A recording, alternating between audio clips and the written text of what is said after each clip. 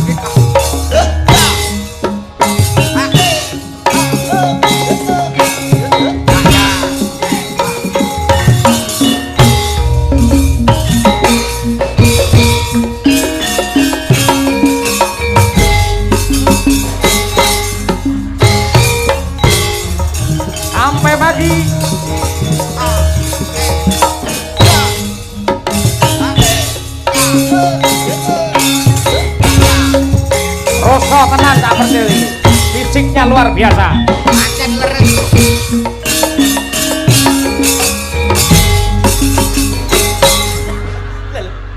Nyapa lo lagi metu. Sabar, Bos. Nyapa lagi metu kok awakmu emosi kuwi lho. Mongko wis tak lem lho, fisiknya luar biasa. Luar biasa, kamu itu kuat. Kuat, gitu powernya hebat. Sehat. Kesehatanmu itu wajib dijaga dengan berolahraga. Kapan le olahraga le ora joget ngene iki ya? Lah nggih ning omah ya ora tau, ora pernah. Niku lare pundi? Sing ngedang lare pundi niku? Wonogiri. Ana giri gawan kono. Oh ya ora wani lah Wonogiri liyane wani aku.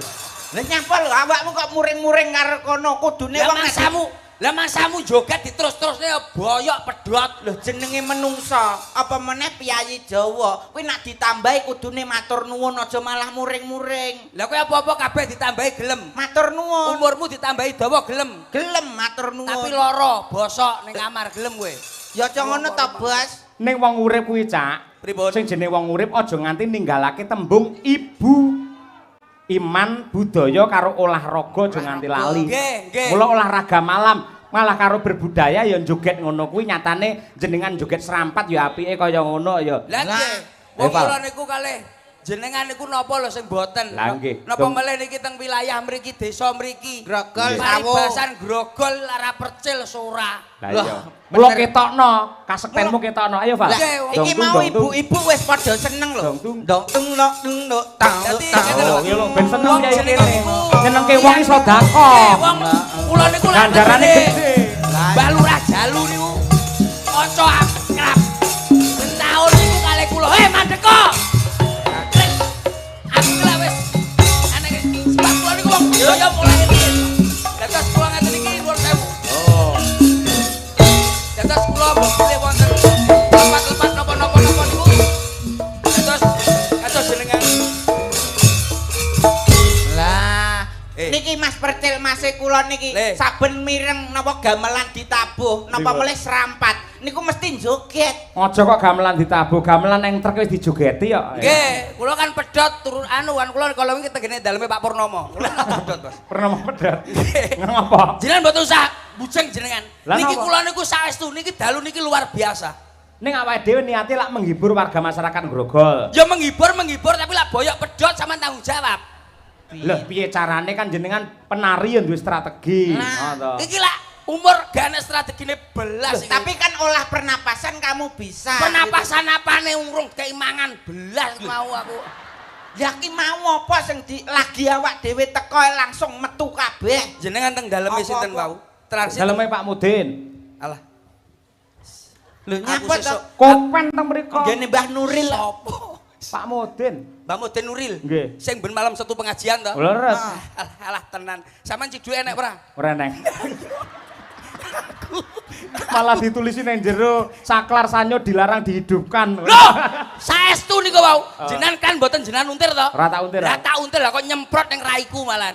Alah iki jane iki omah apa jebakan Batman lho. Lah kok sik to kok gak nganggo ciduk terus awakmu mau mengguri piye carane? Akhire tak tutul-tutule temboke Mbah Mudin. Lah gilani. Awakmu kok malah Lah darurat to, Bos. Menika acarane pun luar biasa. acarane Dadi apa? acarane ora mung bengi kitok, acarane sak ulan nutuk. Lho.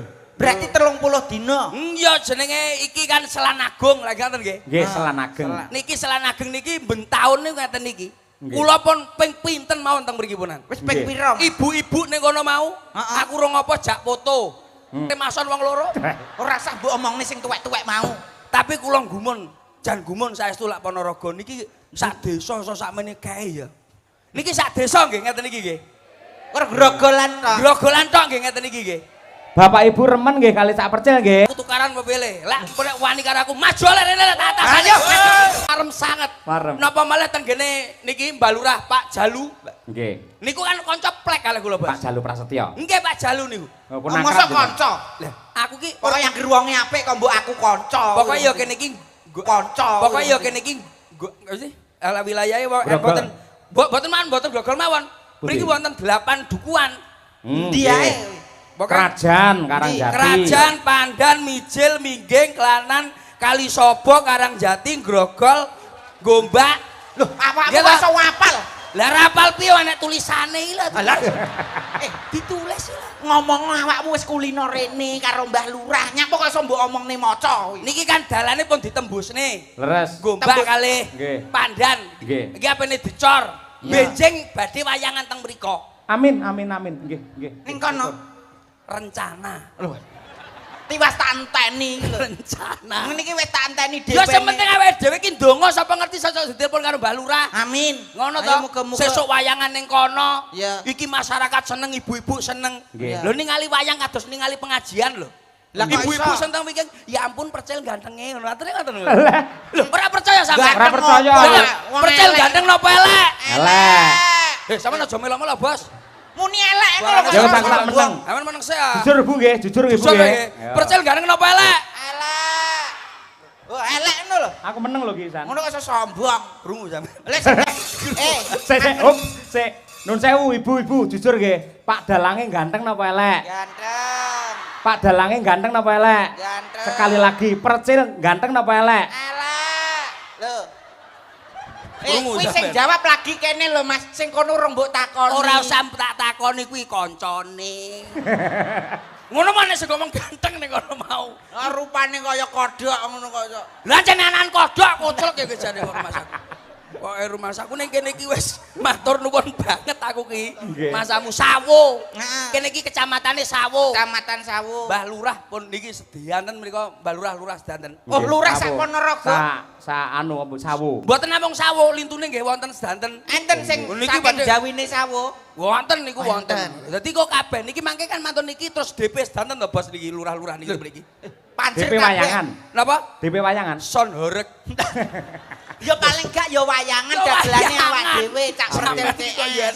melestarikan kebudayaan kita. Ngoten niki. Ngarum Lagi kuncaraning bangsa gumantung ana ing luhuring budaya. Nah, kados kula kalih jenengan menika kalih adik kula Slentem niki Nggih. niki menghibur masyarakat. Piye to masyarakat bengi iki ora mikirne utang? Oh iya. Piye masyarakat iki bengi iki ora mikirne bank mekar?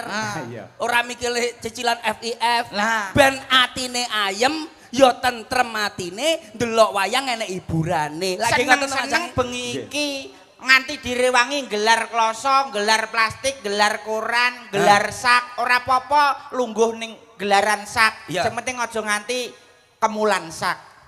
Soale tanggoku mulih wayangan ngene dikemuli sak, sesuke meteng. Masa? Masa? Sakidin. Oh, sakitin. Iya iya iya. Ning leres sak Percil niku leres. Pripun? Dados piyai mirsani wayang niku rebute golek ati seneng. Leres. Lah mangke warga masyarakat Grogol menawi remen penggali otomatis sesuk-sesuk le nyambut gawe saya sregep Lah. mergo pikirane padang. Pres. Dengan doa yang kuat akhirnya asile warga masyarakat mriki ekonomi melimpah ruah sarta Amin. sejahtera semua warga Amin. ing Grogol Amin. sedaya Amin. kemawon. Amin. Niku. Lah, Pancen leres. lek ngoten, berarti ning alim mriki kan kita harus kompak. Kompak, Satu Mbak. sama lain. Dalang karo dagelan kudu kompak. Nggih. Dagelan karo yoga ya kudu kompak. Nah. Niki kalih sinden nggih kedah kompak. Harus Lagi kita ngoten. adalah cara wong babalan ini satu tim. Nah, harus saling Satu kesatuan. bersinergi. Lah, Bekerja sama. kerjar sarmar. Nah, Sampean sukses aku ya sukses, Lah. aku ora sukses sampean ya melu bubruk. Ora sukses, bubruk, Bos. dadi nak sing dhuwur robah. Sing isor ya kudu ngimbangi. Nah, nak sing isor robah. Dhuwur gak obah ora keri. Ngono lho, Mas. Terus niku pun wis tak tapane ngoten niku. Ning Nggih. kula cobi niki menika. Boleh, boleh. Mboten bebas. apa? Boleh. Sedanten Boleh, boleh. tenan ora? Tenan. Oh sampean kok gebreneng kok percil biaya. Ini memang disuguhkan untuk semuanya, Mas. Awakmu tinggal pilih yang mana yang kamu Lah inginkan. jenengan ningali kriteria perempuan itu sing pripun? Napa? Jenengan lah ningali kriteria perempuan itu digo napa Ada diri? sinden-sinden ngeten. Ya wajahe to. Pertama kan muka dhisik. Ayu porane saka muka. Sok sering salah kuwi. Stabil sama ini. Pakulitan, pakulitane. Kulit saiki di skincare wis nyerem mumuh saiki. Body. Alah body rong duwe anak telu gombrot iku wis. Wis. Lah sampean saka segi Kalau apa? melihat wanita itu dilihat dari 4 kriteria, Pak. Lah, Apa? Ada 4 poin. poin. Wajah, dada, perut, bawah perut. Lah iki lho. Ya. Wajah. Ada 4 poin. Wajah. Wajah itu ibarat kota Magetan. Makin dilihat makin bikin gregetan. Lah iki Wajah. lho. Itu kalau wajah. Ciri-ciri Magetan. Makin turun ada yang namanya dada. dada. Apakah dada? Dada itu ibarat kota. Pundi? Kota Apa, Le? Surabaya. Surabaya. Kok iso Surabaya? Suka diraba tapi bikin berbahaya. Ah iya. Iya. Iki lho Ada yang perut. perut. Perut itu ibarat kota Semarang. Kok iso Semarang? Semakin mendekati area terlarang. Mergo ning perut ya. Oke. Perut. Ada Terus? bawah perut. Bawah perut. Bawah perut ibarat kota Sidoarjo. Kok iso? Sing terkenal lumpur lapindo. Nggih. Sebelum bertempur dilap dulu biar tidak kendung. Weh. Niku kriteria Wanita. wanita. Lah awakmu apa Kalau muda? saya laki-laki. kok Ampun jenengan niki khusus Mbah, iki gawe dhewe, Bos. Khusus apa? Iya, Pak. Laki-laki piye? Mbah Mudin Nuril. Mbah Nuril. Nggih. Mbah Nuril, laki-laki khususnya Mbah Nuril. Mbah Nuril ngonoan ku anu wis padha ae lah ngono kuwi. Dadi lek cara kriteria laki-laki yang seumur-umur Mbah Nuril niku kriteriane secara hati-hati jamaah akeh lho. Betul menapa? Pun kula ngobrol wau. Niku kriteriane kotane Gorontalo. Maksudnya Gorontalo? Gurung diapa-apane wis tela-telu. Alah. Jadi aku wis ngobrol karo dhek. Mbak niki aman-aman, Cak. Wah, aman iki mboten apa-apa, Cak.